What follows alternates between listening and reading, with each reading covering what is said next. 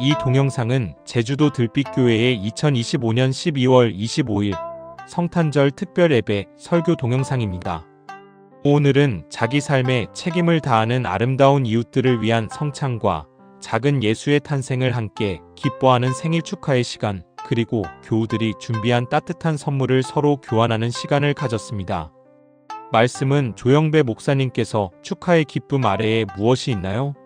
라는 제목으로 전해주셨습니다. 함께 성서 누가복음 2장 8절 그리고 13절에서 17절을 읽도록 하겠습니다.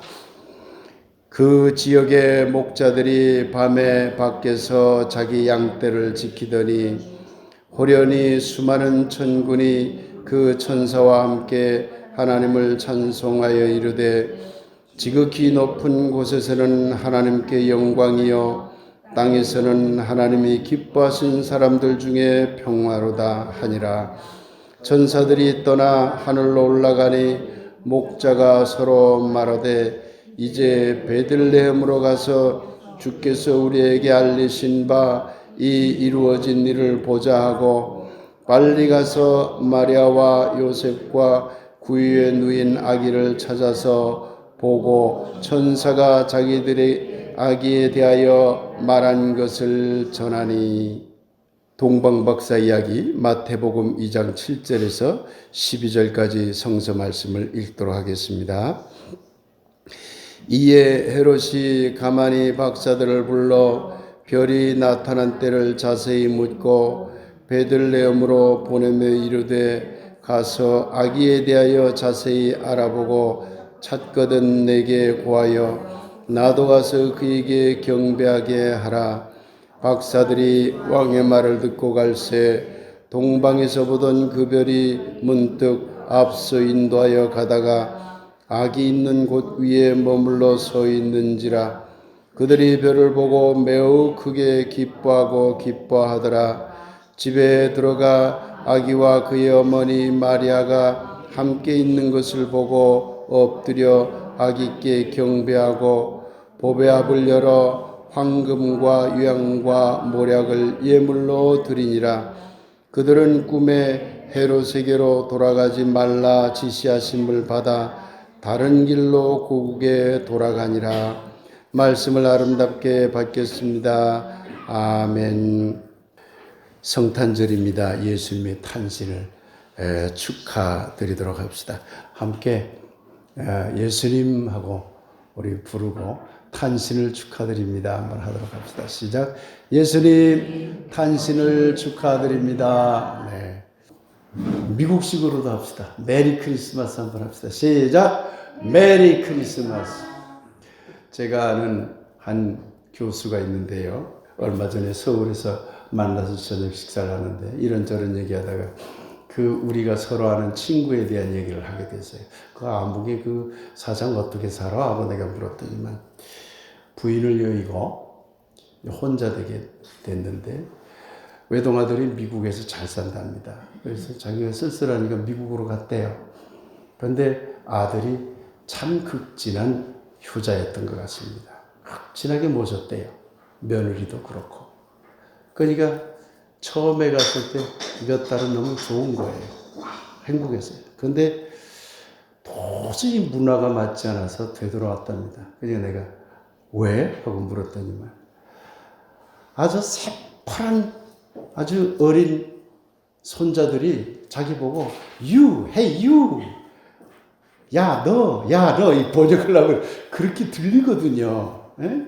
Hey you, 그러니까 화가 치밀어 오른다는 거예요. 금방 어디 할아버지한테 그걸 이제 표준어 존댓말이 발전하지 않았기 때문에 아버지한테도 you 그러거든요. Hey you. 할아버지한테도 hey you. 그래서 이렇게 얘기했대요. Why do you live with me? 왜 우리하고 살아?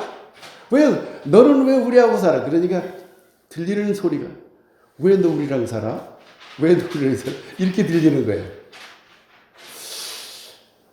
이 녀석들 말버릇을 이걸 고치고 싶어도 고칠 수가 없는 거야. 왜? 미국 말이니까. Hey you 그러는데 어떡할 거예요? 그래서 문화 적응을 못 해가지고 못 살겠다. 아들이 아무리 나를 극진히 효도한다고 해도 난 못 살겠다. 그래가지고 돌아왔답니다. 우리에게는요, 우리 문화가 참으로 좋은 겁니다. 오랜 세월을 걸쳐서 그렇게 적응되어 온 거예요. 그냥 우리에게는 우리 문화가, 우리 말이 아주 좋은, 긍정적으로 작용하는 그런 것이 됩니다. 아마 목사님네도 고향이 그리웠겠지요? 네, 그렇다고 합니다. 고개 끄덕끄덕 하는 거 보니까. 우리 식으로 다시 한번 예수님 생일을 축하합시다. 예수님 탄신을 축하드립니다. 한 번 더 합시다. 시작. 예수님 탄신을 축하드립니다. 네, 감사합니다. 지난주 설교에서 성서의 신은 이 땅의 자연현상과 인간사회의 모든 사건에 책임져 본 적이 없다고 제가 말씀드렸어요. 깜짝 놀라셨을지 모르겠습니다. 그리고 성서 속에 나오는 모든 잘못, 자연재앙이 됐건 인간이 만들어낸 재앙이 됐건 그 모든 잘못과 환난의 책임은 오롯이 다 인간에게 지워졌습니다. 성서에서 성서의 신을 자기가 책임져 본 적이 없습니다. 신이 창조주라면 그 신은 무한 책임자여야 합니다. 왜 자연재앙을 만들었나요? 하나님이 만들었잖아요. 창조주라면. 온갖 질병을 일으키는 나쁜 균과 바이러스는 왜 만들었나요? 창조주라면. 인간이 전쟁과 탐욕과 거짓을 일삼는다면 인간을 왜 그렇게 사악하게 만들었나요? 혹자는 신은 피조물을 선하게 만들었는데 타락한 천사가 피조물 속에 사악한 것들을 집어넣어서 꼬드겨서 인간을 타락하게 만들었다. 죄인 되게 만들었다. 사악한 존재가 되게 만들었다. 이렇게 말할 수도 있지요. 그러면 다시 물어야 합니다. 그러면 그 타락한 천사는 누가 만들었나요? 하나님이 만든 존재가 아니라면 또 다른 신이 있다는 얘기가 되어버립니다. 타락한 천사 하나 통제하지 못한다면 어찌 전지전능한 창조주일 수가 있겠습니까? 이것을 제가 묻는 겁니다. 참 무거운 주제입니다. 이렇게 기쁜 성탄절에 목사님은 왜 하필 저렇게 무거운 주제를 꺼냈을까? 여러분들이 궁금해하실 겁니다. 다 이유가 있습니다. 적어도 인간은 성서의 신과 상당히 다르기 때문입니다. 인간을 선한 인간과 나쁜 인간으로 나눌 수 있을까요? 여러분은 선한 인간입니까? 아니면 나쁜 인간입니까? 나누기 어려울 것입니다. 왜? 우리 안에 이미 선한 기질과 나쁜 기질이 다 있어요. 저에게도, 여러분에게도. 저는 오늘 인간을 선과 악으로 나누는 설교가 아니라 다른 관점에서 나누어 보겠습니다. 하나는 책임지는 인간, 다른 하나는 무책임한 인간, 이 두 유형입니다. 인간은 고의가 아니더라도 그 결과가 나쁘면 책임져 왔습니다. 놀랍게 인류 역사는 그래 왔습니다. 이게 자연적 본성이라고 그럽니다. 특히 문화적 관점에서 문화론자들이 볼 때 이런 걸 자연적 본성이라고 그럽니다. 그런데 이상하게도 문화가 발전하면서 인간에게는 합리화 본성이 발달돼요. 잔머리를 굴리게 됐다는 얘기입니다. 그렇게 자꾸 머리를 굴리면서 도리어 점점 세월이 발전해서 시간이 발전해서 진보의 역사가 발전해서 21세기에 가까워질수록 오늘날 인간일수록 어떻게 하든지 책임을 지지 않으려고 회피하려는데 온갖 머리를 씁니다. 바람직한 진화일까요? 윤석열이 하는 행동을 보십시오. 저토록 무책임한 인간을 지금까지 본 적이 없습니다. 엄청난 불법 내란과 온갖 나쁜 범죄들이 샅샅이 드러나고 있음에도 불구하고 참으로 뻔뻔합니다. 전혀 책임지지 않습니다. 그런데 여러분, 더욱 놀라운 것은 이런 자들일수록 하나님을 믿는다고 떠듭니다. 윤석열도 걸핏하면 성경을 들고 감옥에서 성경을 읽다고 내세웁니다. 왜 그럴까요? 책임지지 않는 대부분의 사람들은 놀랍게도 기독교 신자들이에요. 왜 그럴까요? 여러 이유가 있겠지만 그 대표적인 것이 바로 성서의 신 자신이 전혀 책임져 본 적이 없기 때문입니다. 그런 신을 믿는 자들은 너무나 뻔뻔하여 자신이 그 신에게 고백했으니 죄사함을 받았다. 나는 다른 데 가서 용서 구할 필요도 없어. 이미 난 아마 윤석열이 지금 감옥에서요. 자기 잘못 하나님께 다 회개했으니까 자기는 아무 책임 없다고 지금 생각하고 있을 거예요. 그러고 있는 거예요. 많은 기독교 신자들이 자기 잘못에 대해서 책임을 져야 합니다. 하나님께 기도합니다. 아유, 잘못했으면 용서해 주십시오. 아, 난 용서받았어. 이제 난 천당 갈 거야. 책임을 져본 역사가 없어요. 기독교 신자들이. 밀양 영화 제가 가끔 여러분들에게 설교할 때 인용했습니다만 밀양 영화에 보면 밀양이라는 영화 꼭 보시기 바랍니다. 기독교의 그 타락한 모습, 전혀 책임지지 않는 뻔뻔스러움이 그 영화에 잘 나타나죠. 어떤 살인자가 사실을 저질렀어요. 감옥에 갔죠. 그런데 거기서 예수님을 믿고 회개했어요. 자기 자녀를 잃은 주인공 여자, 그 배우 이름을 깜빡했네. 누구죠? 전도연. 아, 전도연. 그렇죠. 죄송합니다. 전도연이 고민하다가 왜 죽였어요? 그러고는 감옥에 한번 찾아갑니다. 거기서 영화가 반전이 일어납니다. 자식을 잃은 어머니는 죽을수록 고통을 받으면서 그래도 용서하려고 찾아갔는데 회개하고 용서받아야 될 살인자는 너무 행복한 표정으로 안녕하세요. 저는 이곳에서 하나님을 받아들였습니다. 저는 용서받았습니다. 그래서 전도연이가 외친 거 아닙니까? 내가 용서하지 않았는데 누가 용서하냐? 책임을 전혀 안 지는 거예요, 기독교 신자들이. 그러면 여러분들 왜 기독교 믿으세요? 저 스스로 저에게 묻습니다. 조영배 목사, 그러면 왜 당신 기독교 믿어요? 기독교에 여호와 신이 있어서인가요? 아니면 예수가 있어서인가요? 그렇습니다.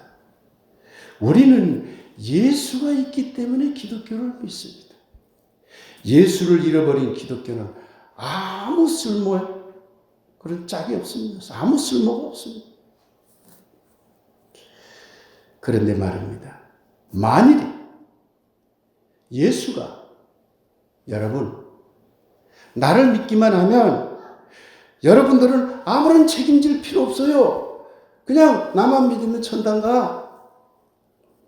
이렇게 가르친다면 그 예수는 성서의 신과 하나도 다를 바 없습니다. 똑같죠. 책임지지 말라고 가르치는 거잖아요. 갈릴리 역사적 예수는 결코 그렇게 가르쳐 본 적도 없고 그것을 복음이라고 해본 적도 없고 그가 실천하려고 한 하나님 나라도 책임을 지지 않아도 믿기만 하면 가는 천당과 같다고 해본 적이 없습니다. 예수를 무책임한 구세주로 만든 것은 엇나간 제자들과 바울의 책임이 큽니다. 예수는 당시 이원론적 지배체제가 가져온 나쁜 권력들에 저항하며 참 진리와 참 정의와 참 평화와 참 사랑이 무엇인지 온몸으로 보여주었습니다. 예수는 자신이 가르치고 실천했던 이러한 일들이 당시 종교 정치 권력에 의해 압박받을 때 책임 회피하고 도망가지 않았습니다. 많은 주변에 있는 사람들이 다 도망갔지만 자신의 언행에 책임을 지고 기꺼이 죽음의 길로 갔습니다. 예수는 제가 아는 한 인류 역사에서 자신의 언행을 실천하고 지키기 위해 죽음까지 불사한 가장 책임이 강한 사나이였다고 저는 생각을 합니다. 모두가 책임 회피하며 도망갈 때 그 처절한 외로움과 고통 속에서도 예수는 홀로 책임을 졌습니다. 이것이 십자가입니다. 십자가는 나쁜 짓을 밥 먹듯이 하지만 예수를 믿기만 하면 아무 책임질 필요 없이 구원해 준다는 상징이 결코 아닙니다.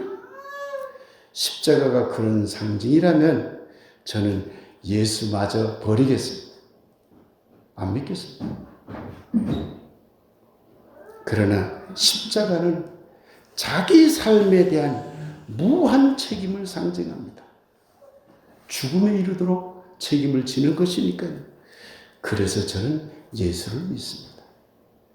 그런 예수님의 책임감을 저희 입장에서 부족하나마 조금이라도 저어보려고 따라가 보려고 예수를 따르고 있는 것입니다. 밤중에 목동들이 하늘에는 영광이요 땅에는 평화로다라는 천사들의 노래를 들었다는 본문도, 동방박사들이 베들레헴에 가서 아기 예수에게 황금과 유황과 몰약을 드렸다는 성서 본문도 모두 역사적 사실이 아닙니다. 설화입니다. 당시 민간에 전승되어 왔던 이른바 내러티브들이죠. 그러나 이 두 본문에는 놀랍게도 책임이라는 인간 행동이 담겨져 있습니다. 이 본문을 아마 오늘 전국에 있는 교회에서 많이 인용할 겁니다. 그리고 하늘에는 영광, 땅에는 평화하면서 즐기고 기뻐하는 일에만 몰입하고 있을 겁니다. 그런데 저는 이 두 본문에서 책임을 보았습니다. 하늘의 소리를 들은 목동들도 나 몰라라 하면 그만입니다. 저 산중에서 양떼를 치고 있는 목동들이 무슨 책임이 있다고 가서 전하고 말고 하겠습니까? 그러나 그들은 아기 예수가 태어난 곳으로 가서 천사들이 한 말을 전했습니다. 요셉도 마리아도 아기 예수도 천사들이 전한 말을 듣지 못했죠. 목동들이 들은 거죠. 그 말을 전하는 책임을 졌습니다. 동방박사들이 베들레헴까지 온 것을 두고도 별을 연구하면서 따라간 것이라고 하면 그만입니다.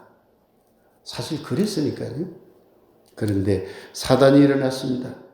헤롯 왕이 장차 새로운 왕이 될 아기가 태어난다는 소문에 그만 동방박사들에게 그 아기가 태어난 것을 알려달라고 합니다.